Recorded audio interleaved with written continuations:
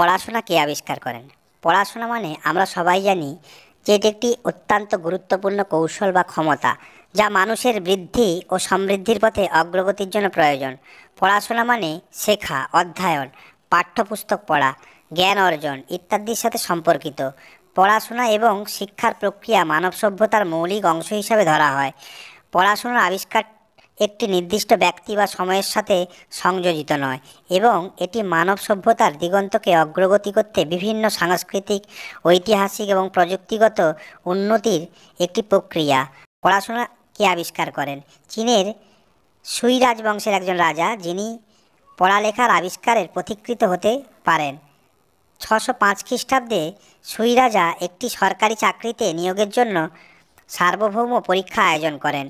পরীক্ষায় অংশগ্রহণকারীদের নির্দিষ্ট বিষয়ে লিখিত পরীক্ষা দিতে হতো।